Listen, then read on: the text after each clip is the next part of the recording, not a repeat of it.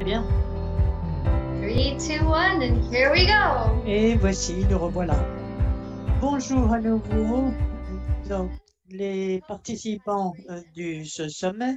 Nous espérons que cette première séance vous aura convenu.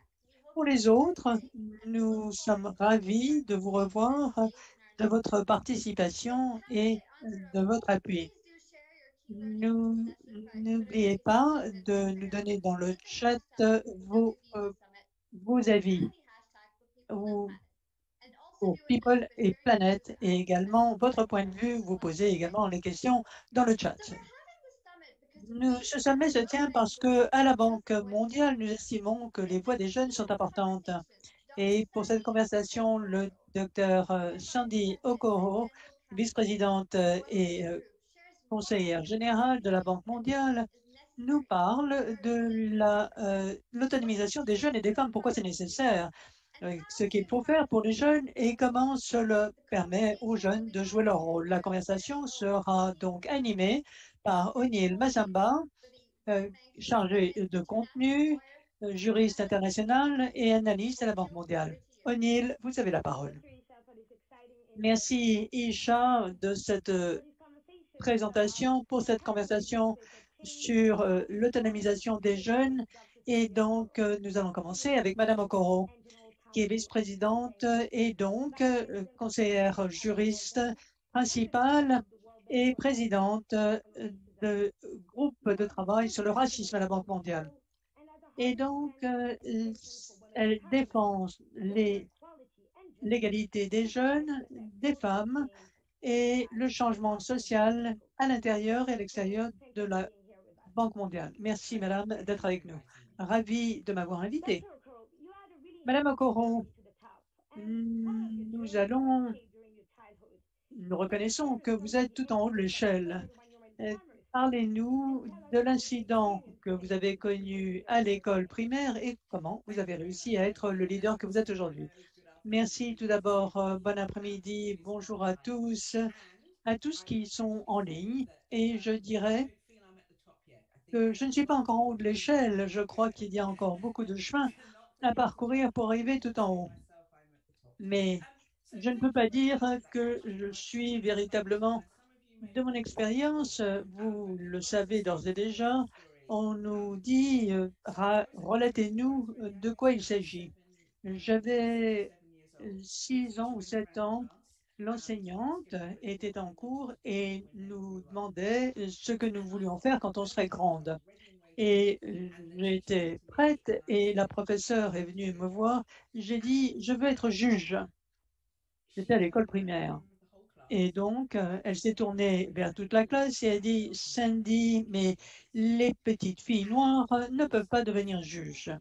Et ma première réaction a été bien sûr d'humiliation. Quand vous avez 7 ans, vous avez les bonnes réponses. Mais après cela, mon instinct a été, professeur, qu'est-ce que vous en savez? Je serai la première juge. Et ça a été en fait la première fois pour moi que j'ai été tout d'un coup consciente que ma couleur, mon genre, mon sexe, quelque chose que je ne peux changer, que je ne peux rien faire, ou que d'autres ont pensé que cela pourrait prédire mon avenir. Je n'allais pas l'accepter. Merci. C'est une inspiration parce que moi-même, je comprends tout à fait et que bon nombre de notre public ont eu le même commentaire. Ce n'est pas possible. Que pouvons-nous en tirer? Effectivement, il faut prendre du recul et dire, euh, vous n'en savez rien. Il faut avoir confiance en soi et pour nous, à l'évidence, grâce aux résultats obtenus, vous êtes tout en haut de l'échelle, mais vous pouvez aller toujours plus loin.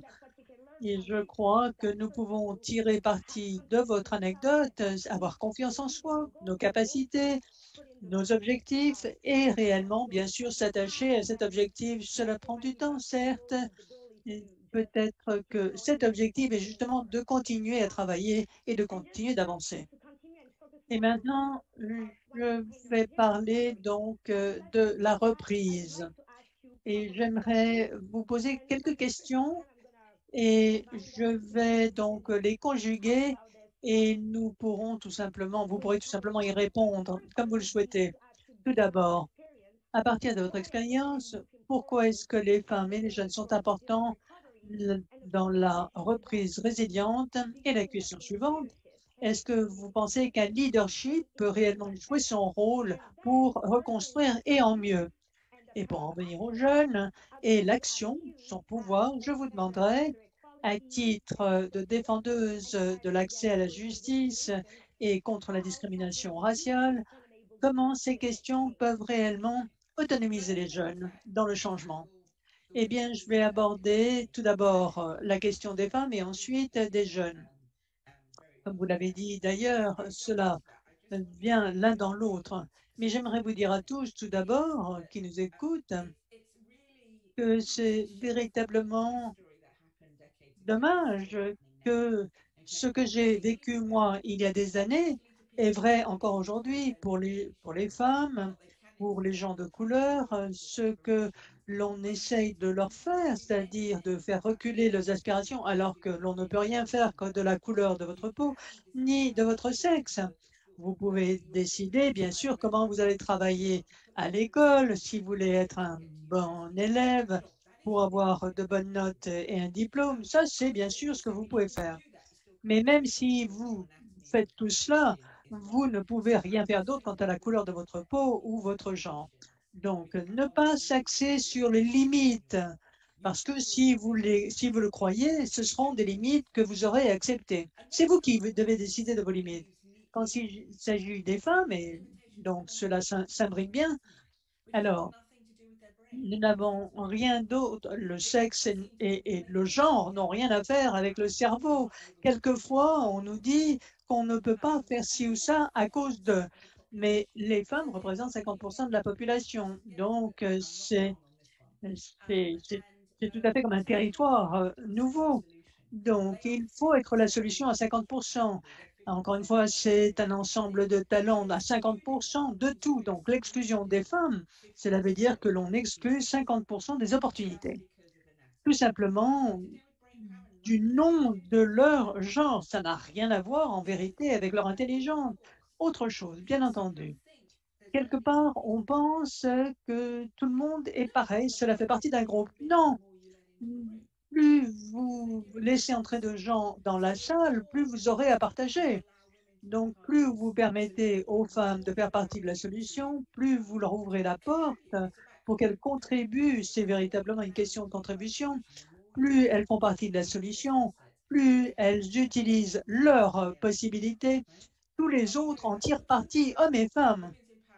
Voyez comment l'autonomisation des femmes nous a permis d'avancer depuis un siècle. Est-ce qu'il y est, c'est vrai, il y a davantage de choses à faire, donc encore une fois, il y a toujours davantage à partager. Donc, aucun pays ne devrait être en mesure où l'on ne permet aux femmes d'atteindre leur potentiel. Personne ne peut dire non à la prospérité, au partage, etc. C'est ça qui est important. Et ça, ce n'est pas très intelligent, sinon, si vous procédez ainsi.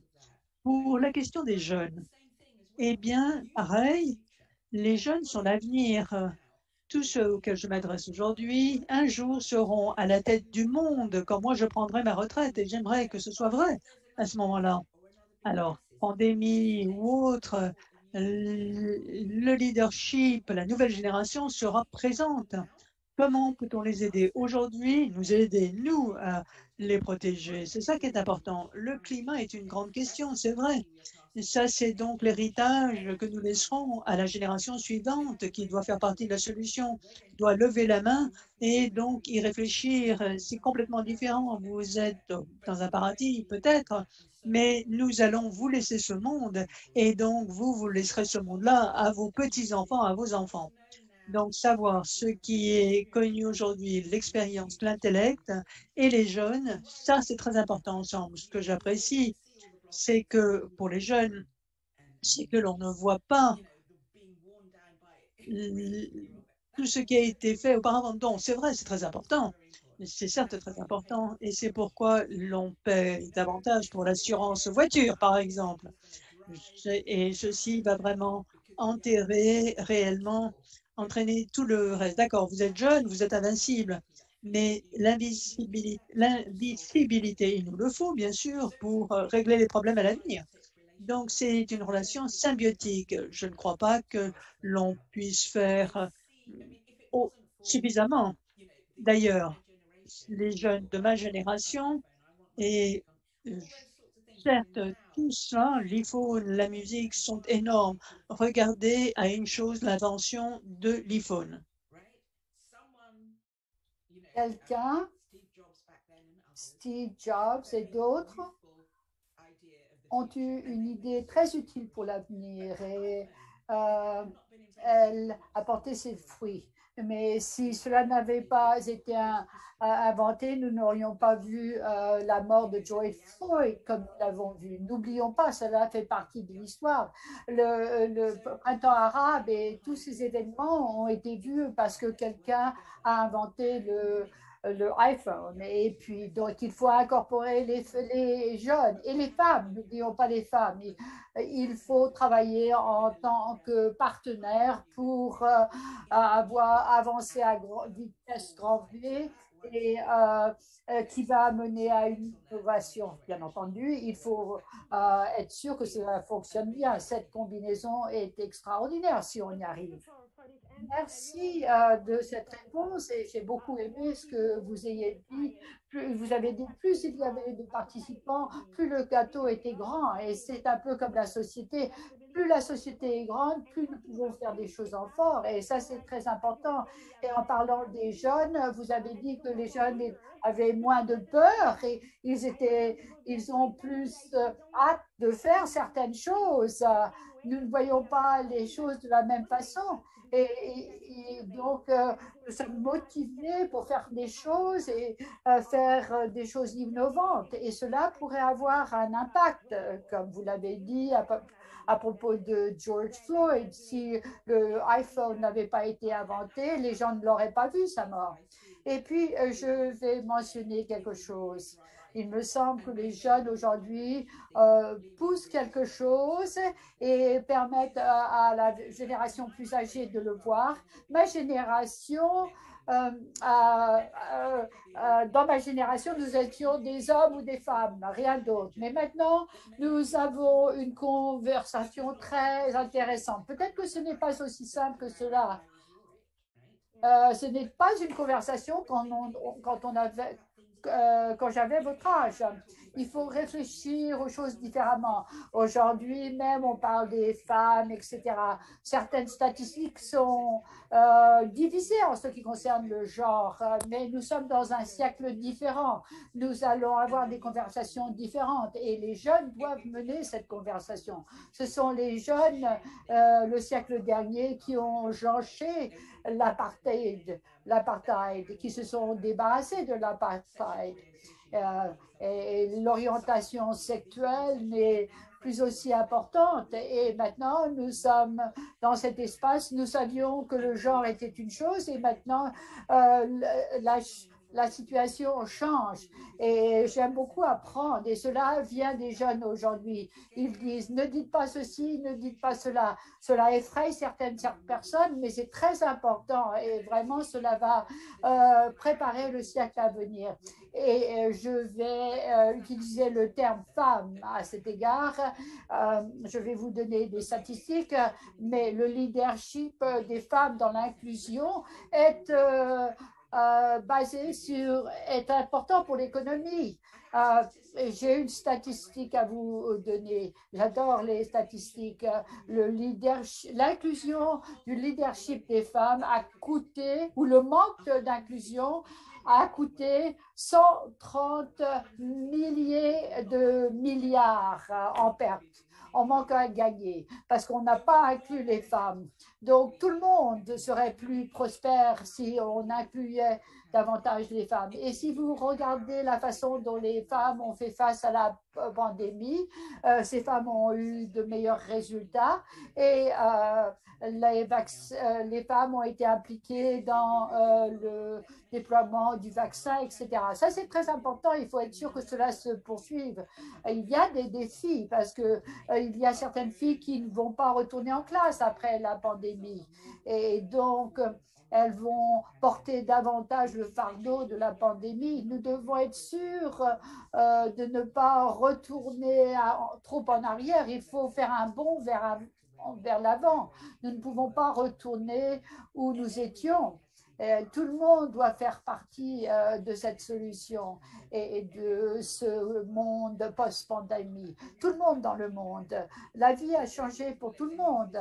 Il faut saisir cette opportunité d'aller de l'avant de façon plus positive pour que le gâteau soit plus grand pour tout le monde, qu'il y ait plus d'inclusion. Donc, on est de meilleurs dirigeants. Mais il y a un manque à gagner quand on ne le fait pas. 130 milliers de milliards, c'est énorme. Oui, c'est bon de savoir connaître cette statistique. Je pensais à des femmes, des pays menés par des femmes, par exemple la Nouvelle-Zélande, ont eu de meilleurs résultats pour la pandémie. Donc il y a une perte quand on n'inclut pas les choses. Il faut réfléchir à pourquoi il faudrait inclure davantage de femmes. Nous allons clôturer cette séance, mais je voulais savoir avant de le faire si vous avez un mot pour la fin. Je dirais, soyez toujours optimistes. Faites cela. Parce que c'est bon pour la vie. L'optimisme et le pessimisme sont tous les deux gratuits. Pourquoi ne pas être optimiste? Et cela va vous mener loin, ça va vous permettre de résoudre des problèmes. Il faut y réfléchir, mais soyez optimiste sur les résultats. Et il va falloir être optimiste. Notre décennie devra être la décennie de l'optimisme. Oui, vous pouvez dire non, ça ne va pas marcher, ou bien cela va tout changer. Voilà, c'est comme les années 20. Ce qui va résulter de tout cela va être extraordinaire parce que nous venons de passer par une période très triste. Nous avons perdu des amis, des membres de la famille. Donc, soyons optimistes pour que chacune d'entre nous jouons un rôle pour rendre le monde meilleur. Très bien, de l'optimisme. Merci d'avoir été là avec nous. Je dois dire que ça a été une conversation très intéressante. Je vous en remercie. Merci. Au revoir. Je vous remercie, Dr. Sandy. Je dois dire que cela a été très intéressant et 160 milliards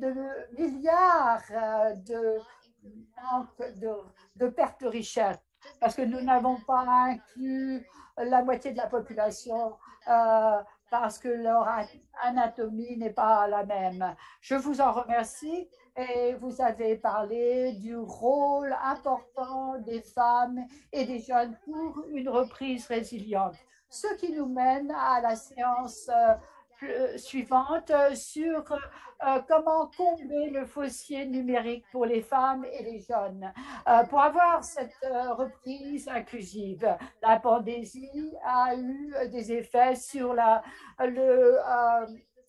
vie des femmes et des jeunes et cela a exacerbé le fossé numérique, surtout dans les pays en développement. Les femmes et les jeunes sont particulièrement affectés par ce fossé. Cela affecte leurs moyens de subsistance, leur bien-être, leurs perspectives éducatives et l'économie. Maintenant, nous allons parler de la façon de permettre aux jeunes de prospérer du début à la fin de leur cycle de vie. Aujourd'hui, nous allons parler de la façon d'arriver à une équité pour les femmes et les enfants en transformant nos sociétés grâce à la promotion de l'alphabétisation numérique et en montrant que l'inclusion des femmes et des jeunes est très importante pour les ODD. Je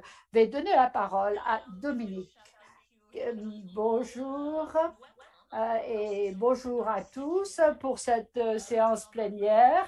C'est un honneur pour moi d'être parmi vous aujourd'hui et d'avoir un panel de femmes engagées pour l'inclusion. Je vais les présenter.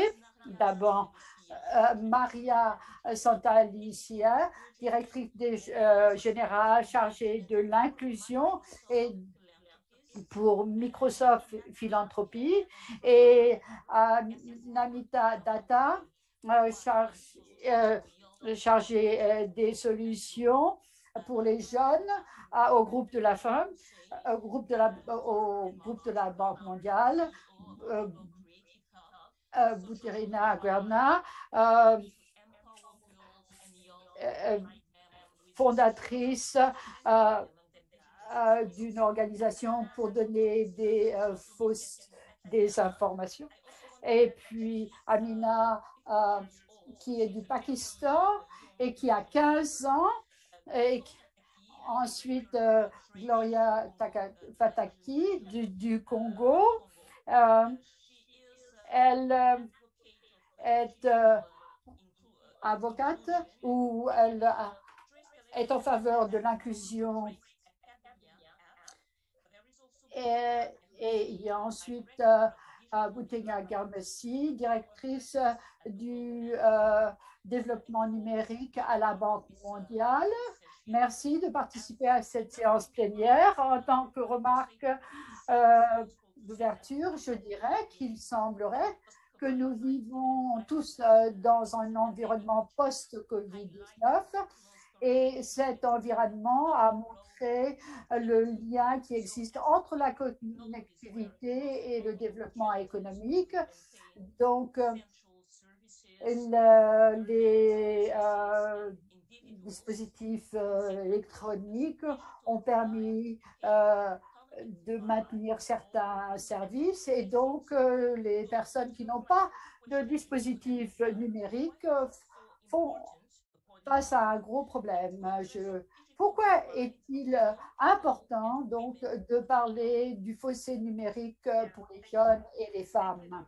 Merci Dominique, merci de m'avoir invité à cette merveilleuse séance. Je suis très heureuse de faire partie de ce sommet pour la question de savoir pourquoi il est important de parler du fossé numérique, de le résoudre. À mon avis, il y a 3 raisons.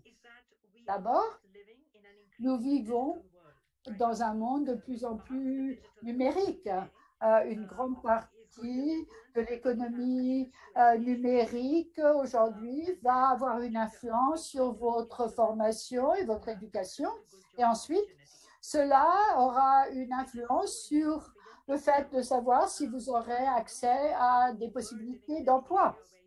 Nous savons tous que si vous vivez dans une zone où votre école est liée à l'Internet, vous avez pu passer directement à une éducation en ligne.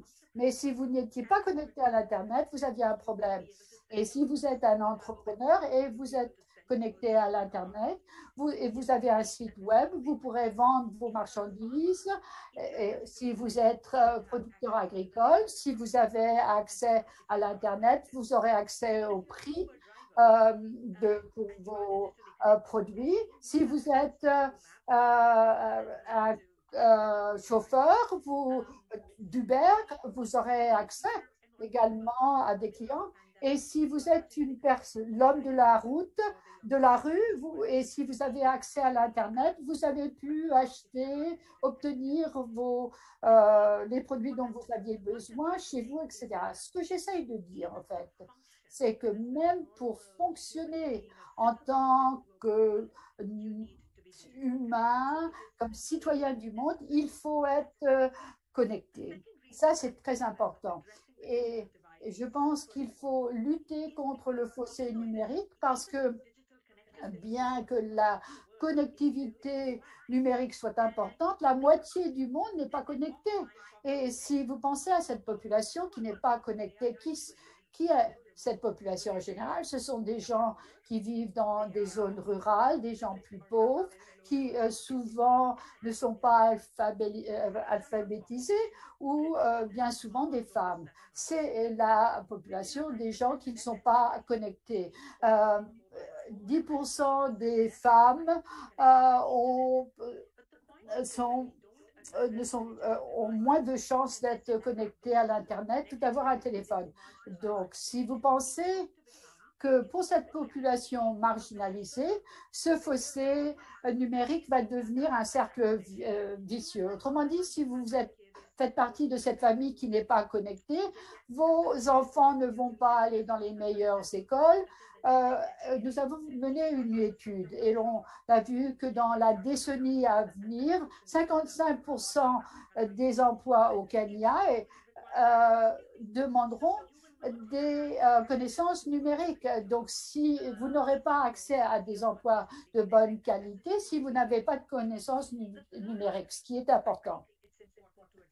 La troisième raison pour laquelle il est important de combler ce fossé numérique, c'est que la technologie d'aujourd'hui crée de nouvelles solutions.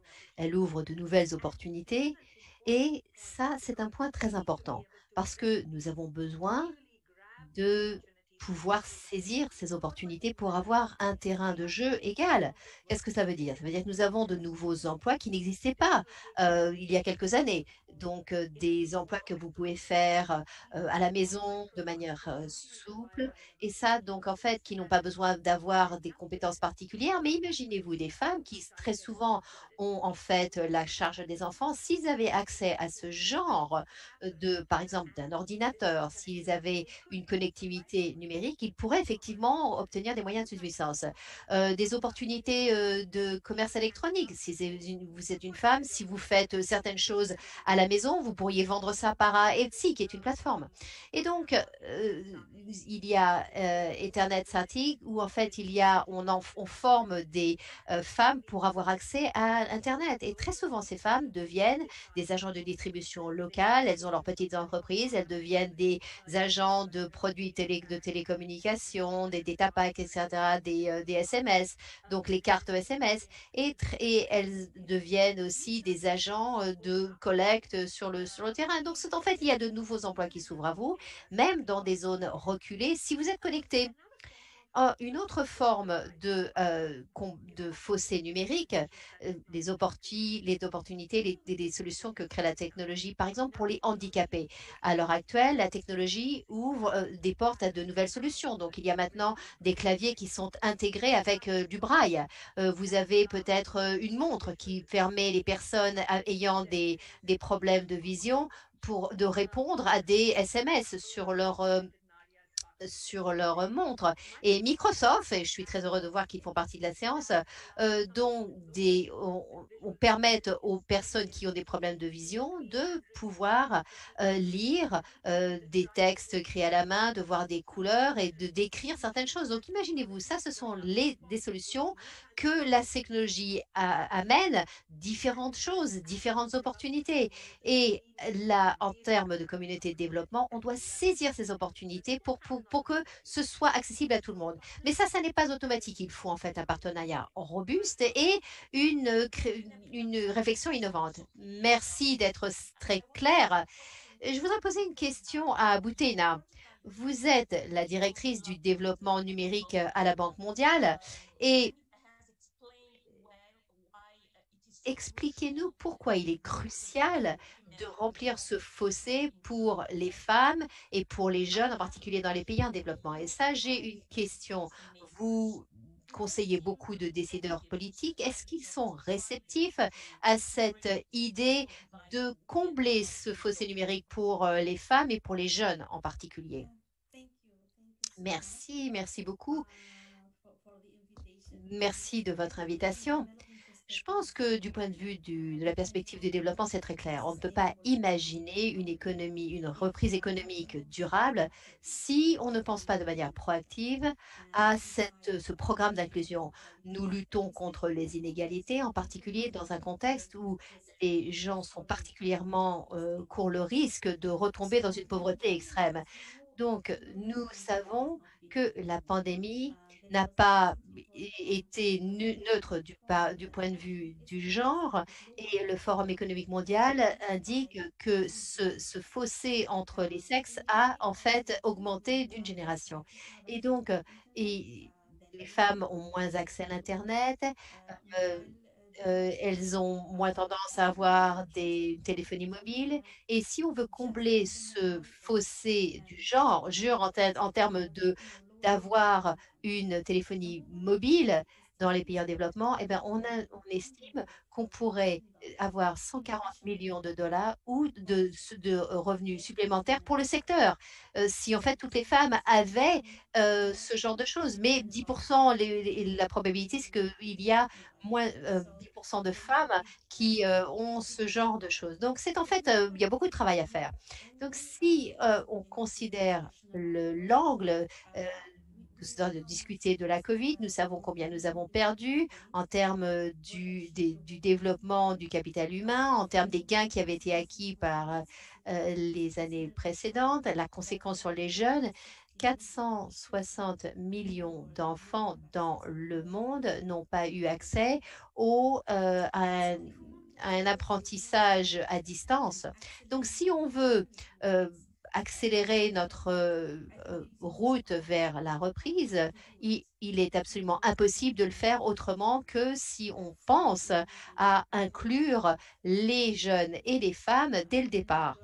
Les femmes, les jeunes filles, les jeunes en général dans les pays en développement font partie du groupe qui court le risque d'être laissé en arrière parce qu'ils ont déjà au départ une situation difficile, un contexte difficile. Et donc j'aimerais dire qu'il est important de les inclure, il est important plus que les inclure. On doit en fait les autonomiser pour qu'ils puissent faire véritablement partie et aussi piloter certains des changements de notre époque. La transformation numérique est en train de reformuler toutes les sociétés, pas uniquement l'économie. C'est donc un élément important.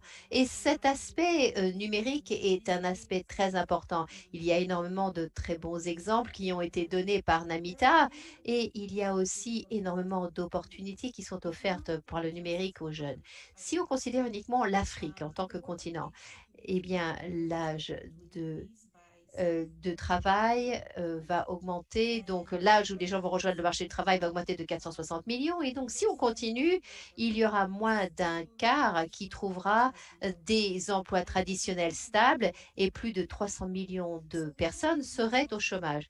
Donc, il faut de nouvelles sources de croissance sans penser à la transformation numérique et ce qu'elle peut apporter. Ce serait en fait dommage. Il va y avoir beaucoup plus de difficultés dans ces cas-là pour les jeunes d'aujourd'hui. Une source d'emploi serait bien sur l'économie numérique.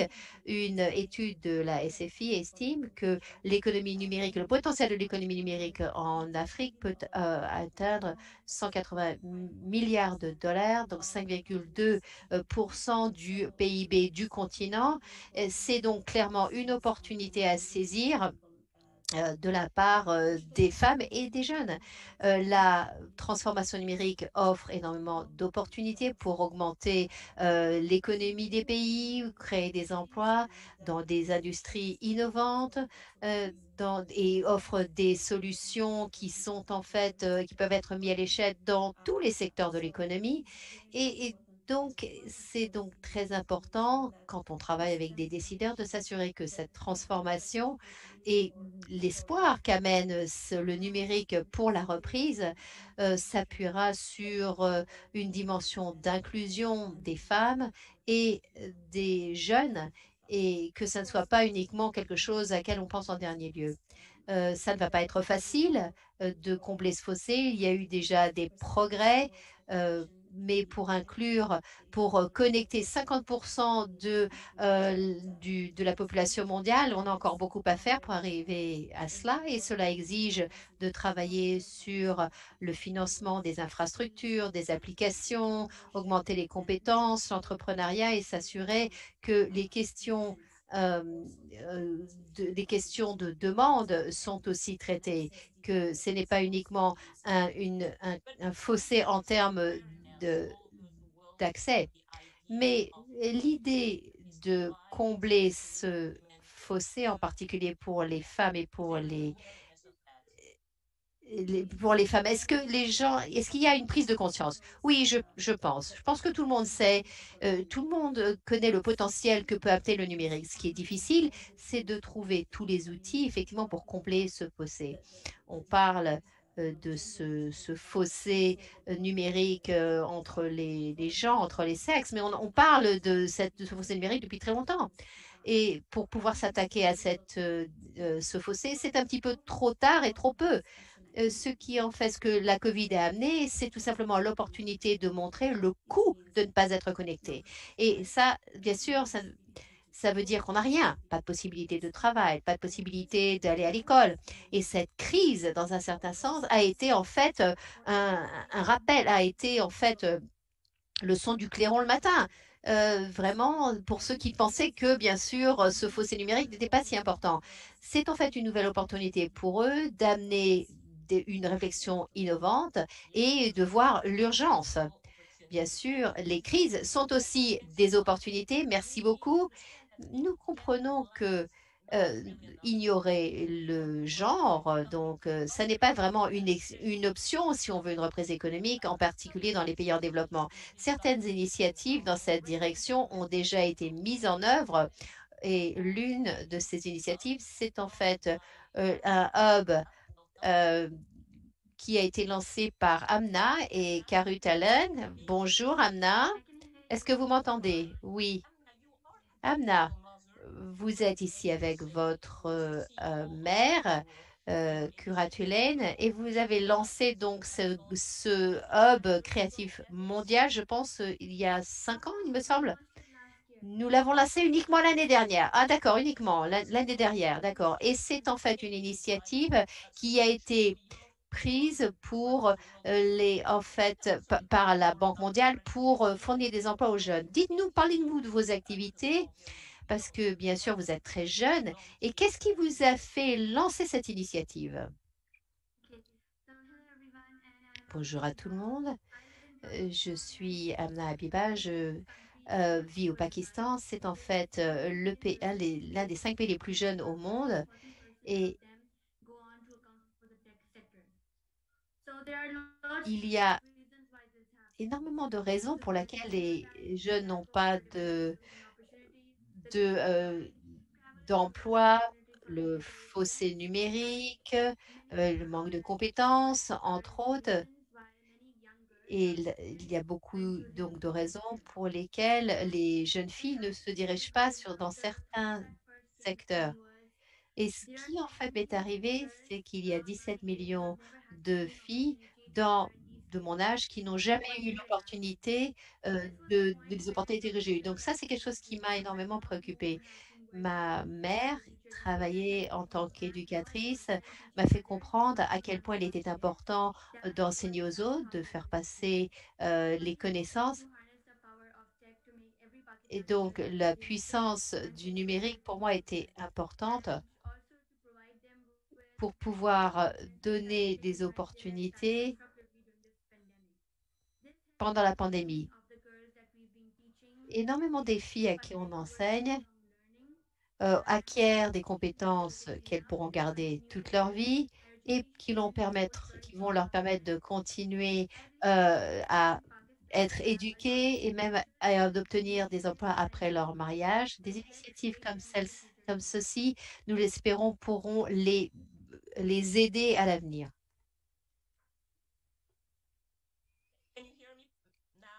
Est-ce que vous m'entendez maintenant?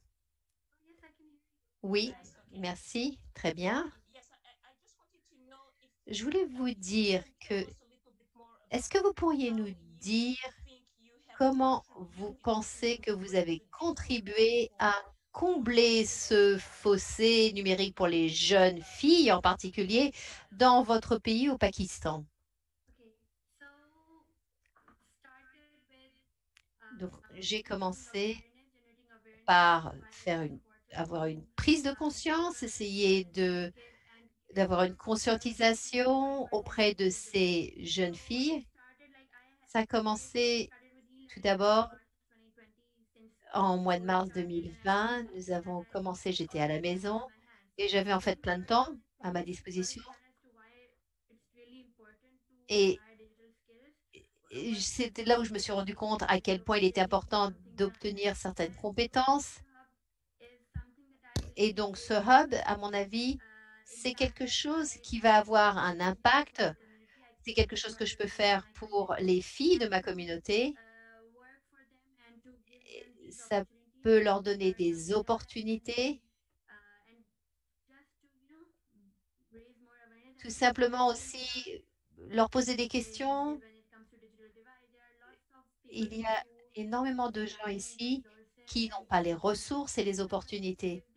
Donc ça, j'aimerais leur donner les mêmes opportunités que moi j'ai eues et j'espère que ça aura un impact pour eux. Emma, vous êtes jeune. Comment est-ce que ce projet a été formé? Quand est-ce que vous avez décidé et pourquoi de lancer donc ce hub? C'est rare. Dites-nous deux mots sur le sujet. Ma mère a été celle qui m'a présenté l'apprentissage. Que faire pour les filles, les jeunes, leur donner des opportunités.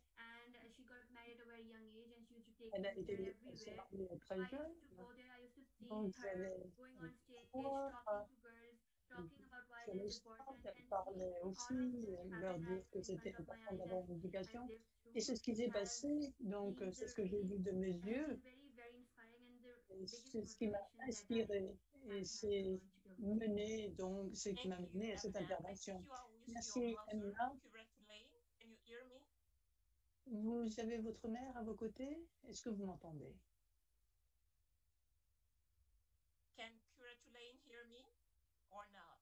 Est-ce que vous m'entendez ou pas?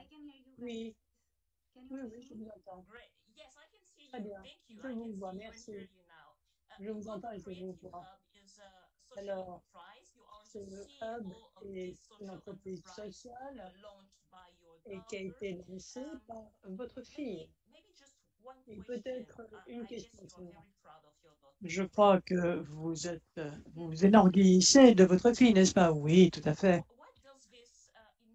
Qu'est-ce que cette initiative apporte aux femmes dans votre pays? Cette initiative sociale est une interface qui est un hub créé pour autonomiser les jeunes femmes. C'était là le premier contexte et c'est de leur donner confiance en elles-mêmes. Les filles doivent comprendre quelle est leur propre valeur pour avoir confiance en elles-mêmes. Elles ne peuvent avoir confiance de savoir ce qui est à l'avenir, donc il leur faut le donner, cette voix, cette opinion. Et c'est l'idée qui était la première, l'autonomisation, et ce, par la technologie numérique pour leur donner cette confiance. Et j'ai été enseignante, donc pour donner confiance aux jeunes femmes, celles qui n'ont pas pu étudier, aller à l'école pour différentes raisons, ou ne pas continuer leurs études. Donc, c'était leur donner cette compétence pour leur donner des cours en ligne, des ateliers, des webinaires en ligne, des sessions pour qu'elles soient oratrices, par exemple. Donc, leur donner cette compétence et pour qu'elles comprennent leurs propres valeurs et également leur donner de l'alphabétisation pour qu'elles puissent devenir bonnes citoyennes, non seulement à le résultat de se faire entendre et de donner leurs opinions, elles ont pris des décisions importantes de leur vie. Donc c'est là un travail sur la confiance, comment les autonomiser pour communiquer et également leur améliorer leur point de vue. Aujourd'hui, elles se servent d'un moyen numérique, par exemple, pour se faire entendre. Cela est peut les aider également à trouver un emploi et donc parler de différents sujets sociaux, avoir un contact avec les autres filles dans le monde.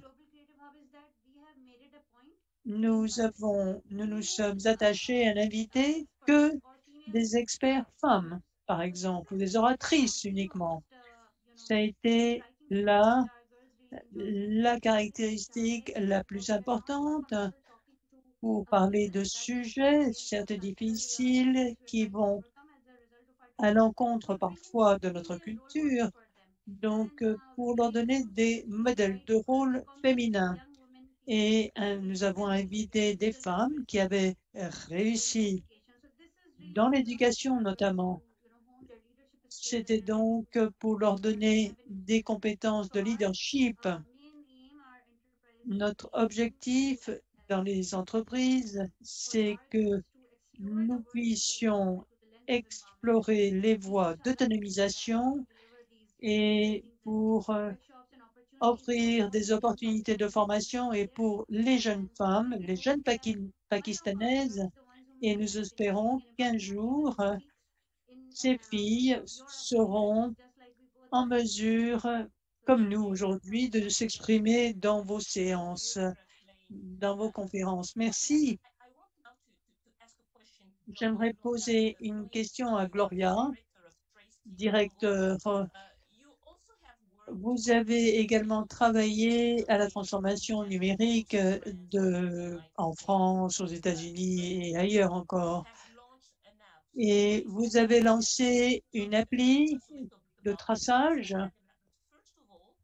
Tout d'abord, est-ce que vous vous reconnaissez ou votre société dans le témoignage que nous venons d'entendre, c'est-à-dire dans la défense de l'inclusion des femmes? Bonjour à tous. Merci de poser cette question. Bien entendu, je me retrouve dans les témoignages de Abna et de sa mère, car il est manifeste qu'il nous faut davantage d'inclusion pour les femmes dans le numérique.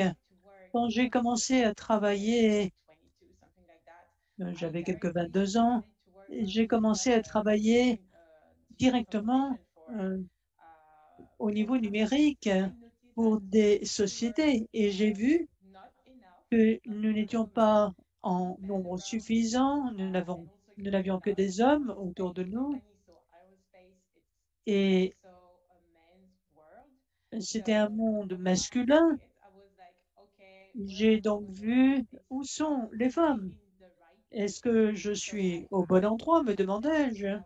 Je me suis posé moi la question si je suis au bon endroit et je crois que d'autres jeunes femmes le ressentent lorsqu'elles veulent procéder ainsi, travailler à l'information ou encore au numérique. Elles se posent la question d'abord, est-ce que je suis véritablement au bon endroit?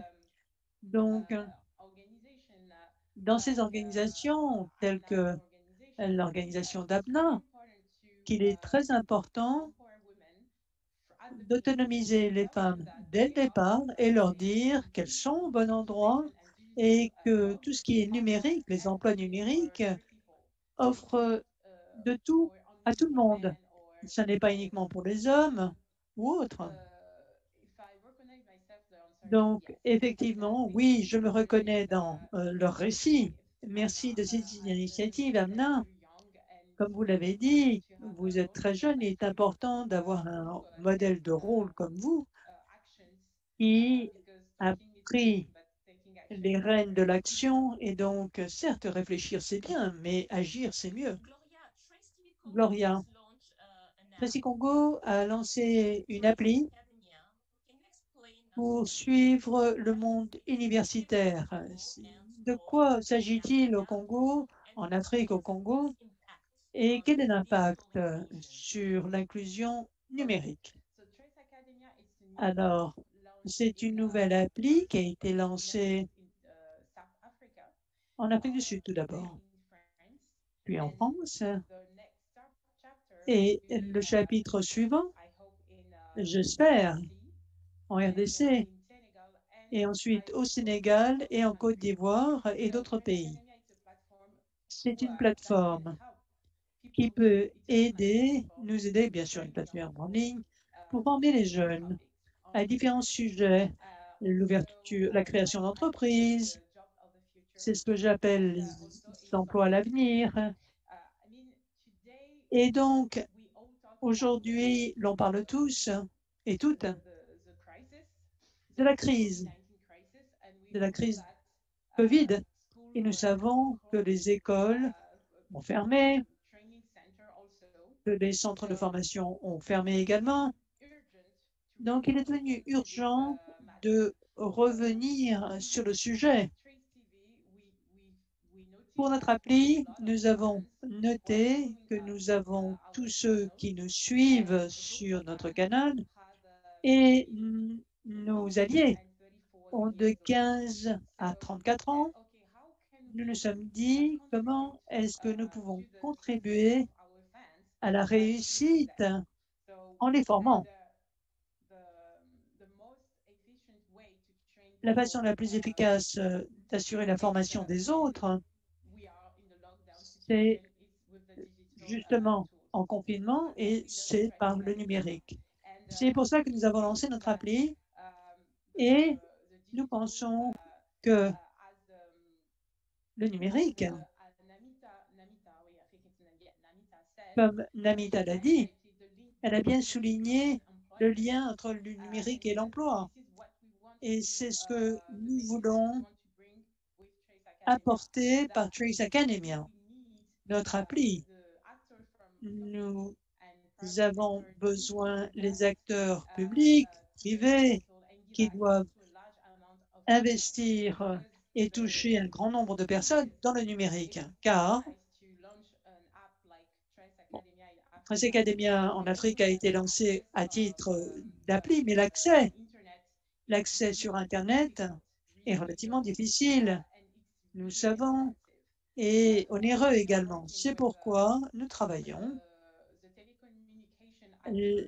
les acteurs des télécoms pour voir un modèle qui pourrait aider les jeunes à avoir accès à notre appli gratuitement. Le coût serait accompagné par les acteurs de la télécommunication. C'est vrai que c'est un chemin assez long, assez périlleux, mais le fait que je suis une femme qui dirige donc cette appli au Congo et je travaille à des sujets numériques peut également être utile. Utile aux jeunes femmes qui se reconnaissent en moi dans notre canal, si vous voulez, qui investissent le temps pour se former dans ce sens. Si je peux vous donner un autre exemple, je crois que notre collègue a parlé des emplois et de la transition et nous voulons former les jeunes à de nouveaux emplois sur le marché. Par exemple, au Congo, nous avons donc un secteur qui se développe, l'Internet sur fibre, les activités bancaires en ligne, tous ces emplois sont, si vous voulez, en sommeil, car l'on n'a pas suffisamment de candidats pour être en mesure de travailler dans ces différents domaines, car il n'y a pas de formation. C'est pour ça que l'on va à l'extérieur pour recruter d'autres. Nous voulons localiser, nous, ici, le contenu, l'adapter à chaque pays pour nous assurer que la société sera en mesure de trouver quelqu'un qui est formé. Donc, nous voulons avoir un cercle non pas vicieux mais vertueux pour l'emploi. Former les jeunes par le contenu qui a été fourni par les sociétés et la société ensuite choisit dans ce groupe de personnes qui a été formé peut choisir, recruter des candidats pour des stages, et ensuite les recruter, les engager. Voilà, c'est ainsi que nous voulons travailler avec Trace Academia. Merci, Gloria. Je crois qu'il est important de noter également que Trace TV est du secteur privé. Donc, nous aurons le temps tout à l'heure pour réfléchir au rôle du secteur privé dans l'inclusion numérique. Mais peut-être avant cela, nous venons d'entendre, vous nous l'avez dit, Amna également, et sa mère, que l'accès à la technologie numérique n'est pas facile partout et qu'il y a un manque d'accessibilité dans certaines régions du monde, ce qui nous mène à la question des difficultés à surmonter pour les jeunes et les femmes. Alors, posez la question, quels sont les éléments spécifiques dans le groupe de la Banque mondiale au niveau du développement numérique? Comment vous réglez ces difficultés? Merci. Les éléments clés pour être sûr que les gens aient accès à l'Internet, c'est la disponibilité. Donc, ça, c'est important. Et puis, en plus, il faut que ça soit à la portée des moyens. Si les gens ont accès à l'Internet, mais ne s'en servent pas parce qu'il n'est pas à la portée de leurs moyens, à ce moment-là, nous n'avons pas réglé le problème. Et il faut une sécurité également. Nous savons que l'accès à l'Internet est important et nous voulons être sûrs que les femmes se sentent en sûreté quand elles s'en servent.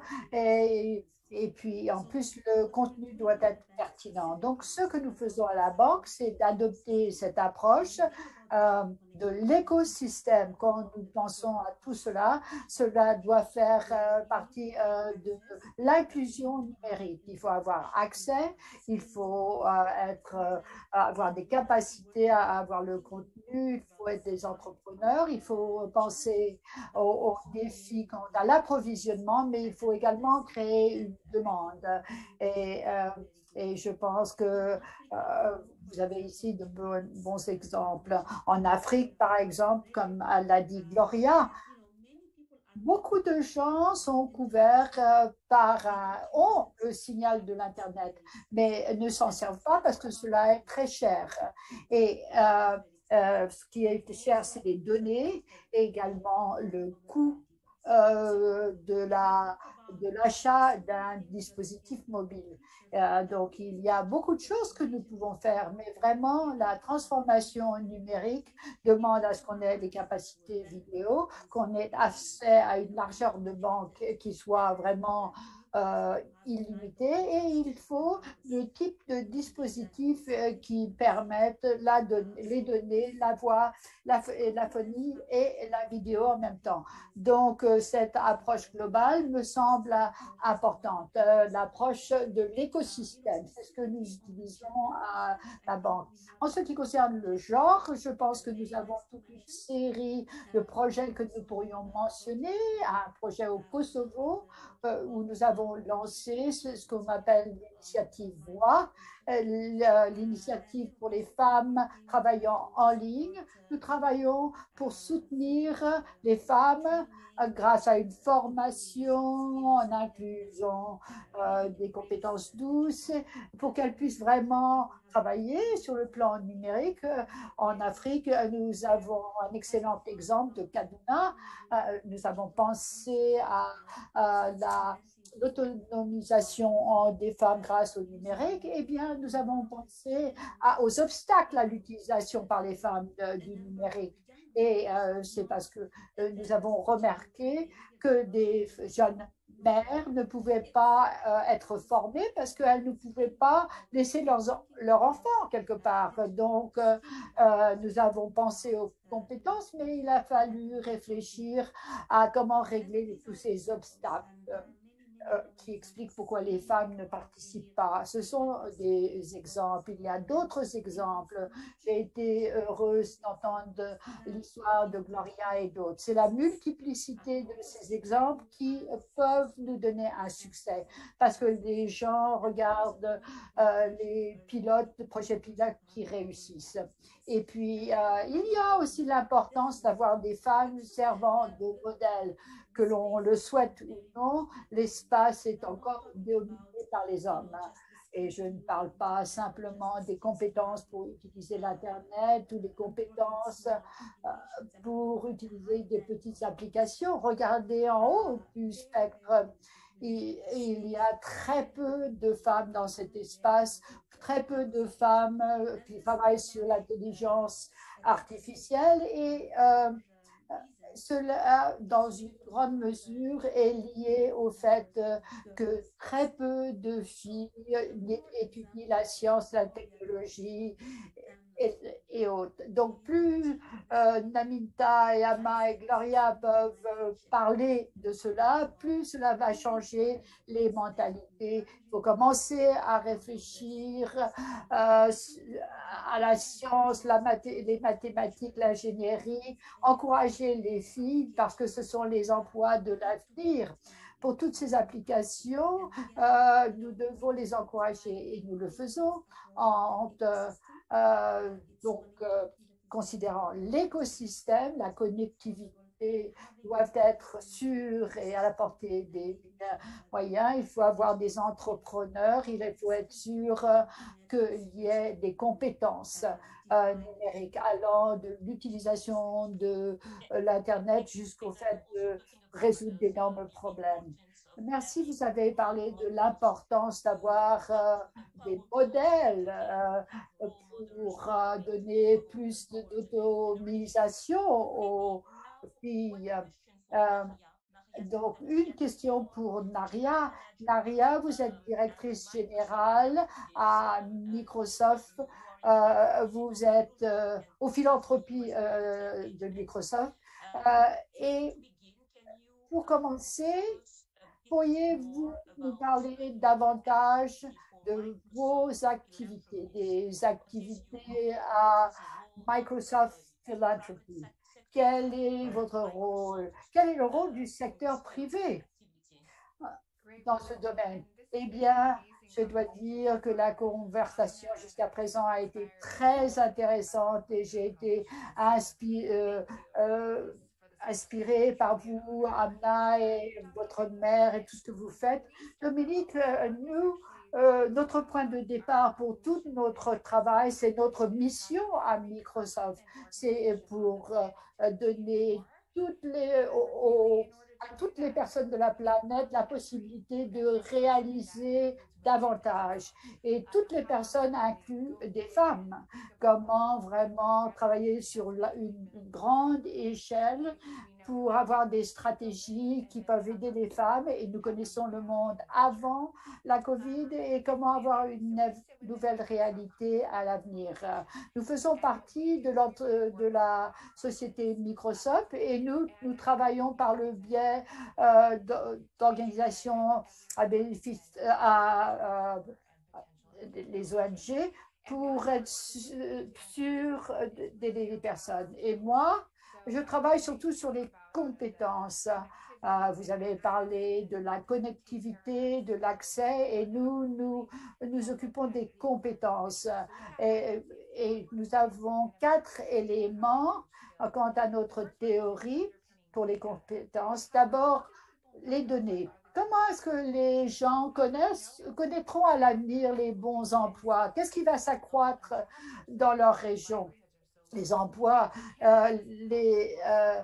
sont très localisés, donc aider les gens à obtenir ces données pour savoir les domaines potentiels pour l'avenir. Et puis avoir les voies d'apprentissage, le contexte pour ces compétences et aider ensuite les gens à devenir certifiés pour montrer qu'ils ont ces compétences et comment aider les personnes à être reliées à des emplois et des opportunités. Donc, à Microsoft Philanthropies, nous travaillons par le biais des ONG. Nous avons toutes sortes d'exemples dans le monde, mais nous demandons que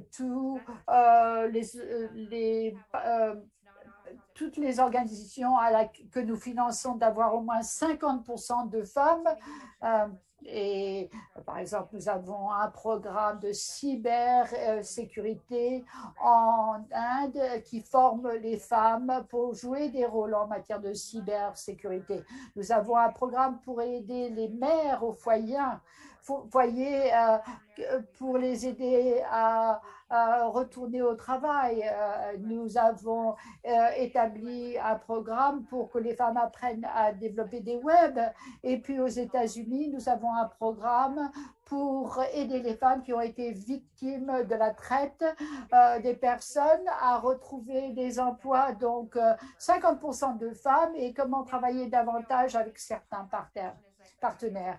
Eh bien, la question serait, est-ce que c'est suffisant de donner des subventions et d'aider les gens? Mais en fin de compte, c'est de revenir, nous devons revenir à la mission de Microsoft.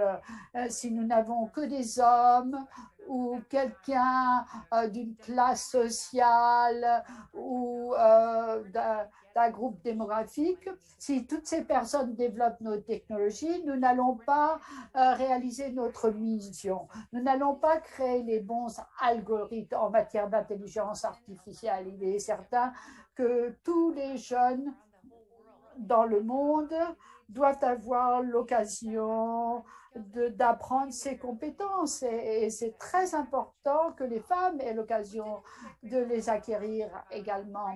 Nous avons, au début de la COVID-19, réalisé une analyse alors que les gens étaient au chômage et tout le monde passait à une éducation en ligne. Nous avons voulu travailler avec LinkedIn, Microsoft et d'autres pour aider les gens à obtenir des compétences pour cette économie en ligne pendant la COVID.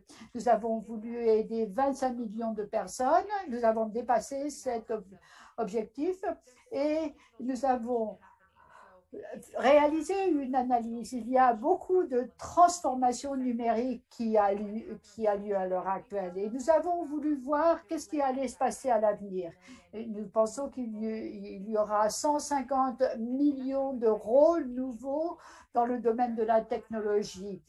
Donc, il y aura beaucoup de demandes pour des emplois. Et maintenant, il faut réfléchir à qui va prendre ces emplois. Est-ce que nous allons continuer à faire en sorte que les femmes n'aient pas accès ou ne soient pas payées, qu'elles aient des postes inférieurs? Non, c'est un défi pour tout le monde.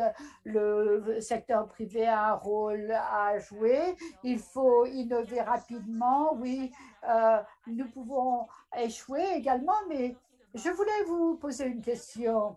Naria, vous parlez de la coopération, de la responsabilité sociale des grandes sociétés, mais est-ce que c'est seulement de la charité ou est-ce que c'est bon pour votre entreprise? Non, c'est bon pour l'entreprise, comme je l'ai dit, c'est essentiel pour notre entreprise d'être impliquée. Et il y a de plus en plus d'entreprises qui ont ce point de vue. Le secteur privé est un élément, mais c'est un élément important. Le secteur privé peut innover rapidement. Nous n'avons pas tous ces liens que nous pouvons échouer et recommencer. Et puis nous pouvons parler à l'État pour avoir une montée à l'échelle. Nous pouvons travailler avec les ONG et avec les banques internationales. Tous ces éléments doivent être réunis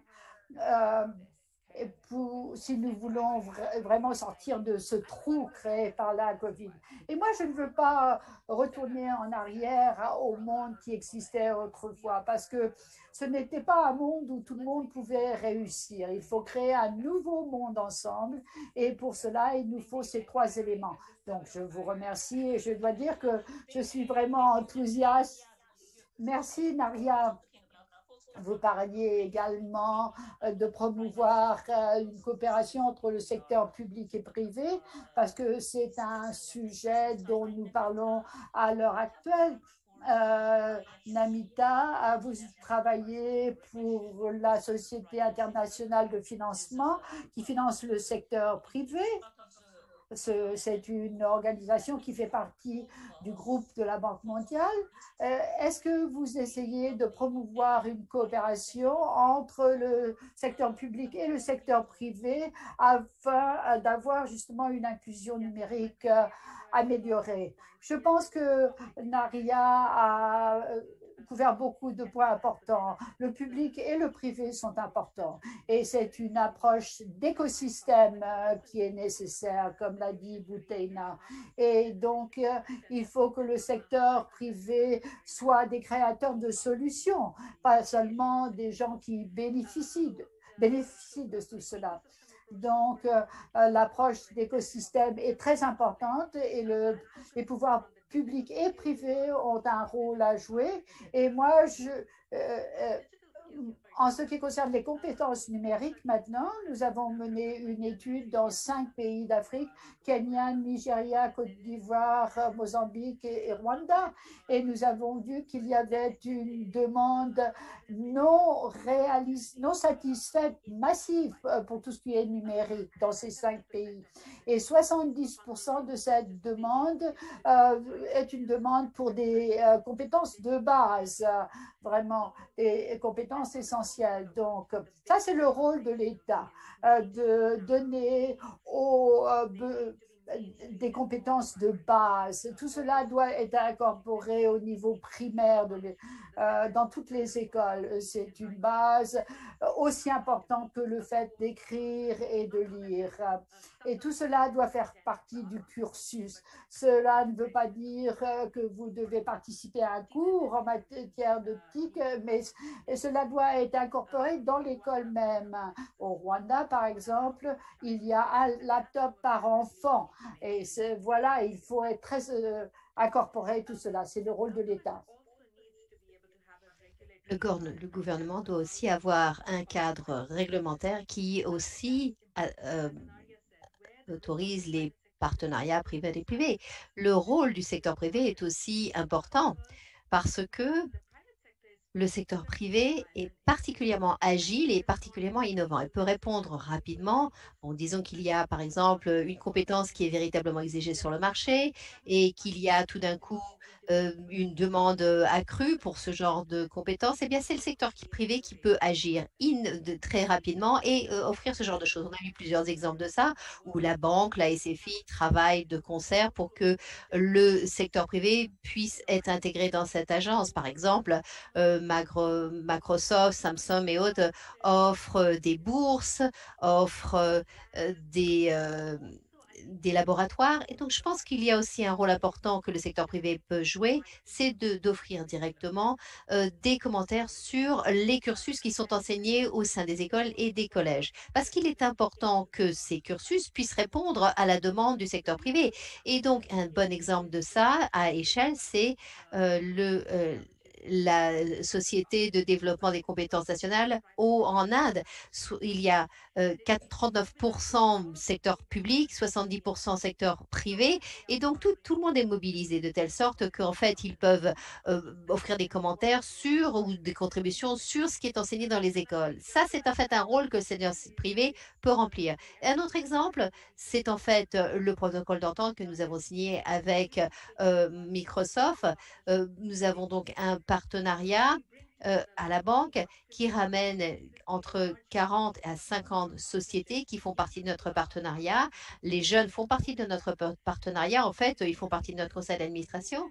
Et nous venons de signer un protocole d'entente qui combine, en fait, un scénario gagnant-gagnant où tous les cursus de Microsoft sur les éléments fondamentaux et Microsoft est donc tout à fait convenu de ça. C'est une combinaison intéressante des cursus qui sont déjà développés et aussi dans le secteur privé qui est agile avec la profondeur et l'échelle qui était mentionnée de la Banque mondiale. Et cela combine les deux choses et c'est encore une fois un exemple d'un scénario gagnant-gagnant où le secteur public et le secteur privé travaillent de concert. Je m'arrête là. Merci, Namita. Nous arrivons à la fin de notre conversation. Je voulais demander à Gloria, qui travaille dans le secteur privé en Afrique, au Congo, qui est un pays en développement. En quelques mots, Gloria, avez-vous quelque chose à ajouter en conclusion sur le rôle du secteur privé et sur la nécessité de collaboration entre le secteur public et le secteur privé? Oui, en 2 mots, s'il vous plaît. Si je dois utiliser un mot, c'est important. Notre rôle, le rôle du secteur privé est très important dans cet environnement, dans ce contexte numérique, parce que tout d'abord, le secteur privé a parfois, je peux dire, plus de fonds parce qu'ils peuvent acheter, ils vendent leurs services, ils achètent, ils peuvent investir, le secteur privé peut investir dans la jeunesse. Donc, comme nous le faisons ici avec Trace Academia, je parle aussi du secteur des télécommunications qui sont dans le secteur privé et qui peuvent également aider à lutter contre ce fossé numérique. Donc, pour moi, le secteur privé a un rôle très important à jouer et ils ont un rôle principal à jouer dans cette transformation numérique et en particulier pour l'emploi des jeunes parce que le secteur privé est le secteur principal qui emploie ces jeunes et qui peut les aider à faire partie de cette transformation numérique. Comme Naria ou Boutena l'ont dit, les jeunes doivent aussi participer, être des acteurs. Donc, le secteur privé joue un rôle important, mais les jeunes aussi doivent d'eux-mêmes être proactifs et s'assurer qu'ils utilisent les outils qui sont offerts par le secteur privé pour obtenir des emplois. Ça, c'est important. Donc, public, privé, ces 2 secteurs doivent travailler de concert, comme je l'ai dit, pour lutter contre ce fossé numérique. C'est une lutte importante que nous avons à l'heure actuelle en Afrique. Merci, Gloria. Je n'oublie pas que l'autonomisation, les modèles, mais aussi la confiance, tout ça, c'est important pour pouvoir combler le fossé numérique pour les femmes, les jeunes et pour arriver à une reprise. Je vous remercie toutes. Je vous remercie donc tous les panélistes et nous arrivons à la clôture de notre discussion et je vais maintenant laisser la parole à Isha, notre maître de cérémonie.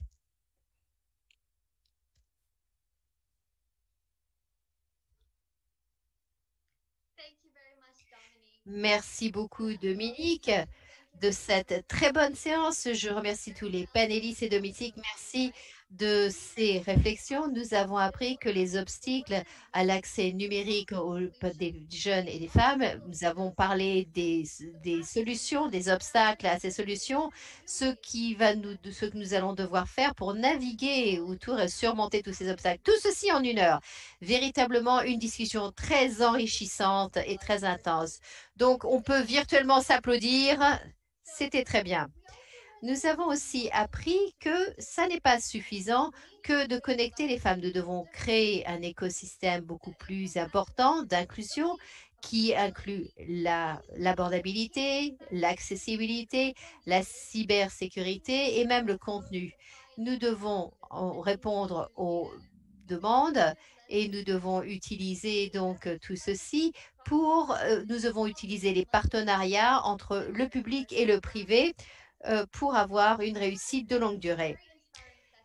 C'était donc une séance qui nous a donné matière à inspiration. Vous pouvez communiquer ceci sur les réseaux sociaux et envoyez-nous vos questions sur le site. Nous ferons un suivi et sur cette note, je voudrais conclure nos séances plénières pour la journée. Je vous remercie de nous avoir suivis. Nous avons énormément à réfléchir, à parler, à discuter. Partagez vos perspectives, ce que vous avez appris sur les réseaux sociaux. Qu'avez-vous pensé des questions sur combler le fossé numérique ou sur d'autres choses, sur l'autonomisation des femmes, etc. C'est une très bonne conversation. Et donc, pour ceux qui regardent, vous pouvez même inviter d'autres personnes à regarder. Et peut-être vous pouvez peut-être lancer votre initiative. Tout commence de là. Donc, les possibilités sont infinies. Merci de votre attention. Maintenant, pour les délégués et les participants du sommet, nous allons passer à la séance en petits groupes. Et pour les participants au GS, nous allons une séance très spéciale organisée par le Bureau des orateurs de la Banque mondiale avec un jeune professionnel très spécial pour vous, David Kachan, qui est un économiste de l'environnement, qui fait partie du groupe de la Banque mondiale et qui partagera une vue d'ensemble du groupe de la Banque mondiale, qui et comment s'impliquer. Donc, restez si vous voulez, si vous êtes curieux. Après la conversation avec David, nous ouvrirons notre marché du sommet de la jeunesse pour vous et les délégués. Et nous pourrons retrouver tous nos partenaires qui se concentrent sur l'impact et l'engagement des jeunes de différentes manières. Donc, n'hésitez pas à visiter les stands, d'en apprendre davantage sur eux, d'élargir vos perspectives et vos réseaux. Nous avons aussi énormément de jeux pour pouvoir voir sur le terrain ce que vous faites et n'hésitez pas à le faire. Merci à tous ceux qui nous ont rejoints. Nous vous rejoindrons demain et jusqu'à demain, bonne fin de journée. Merci.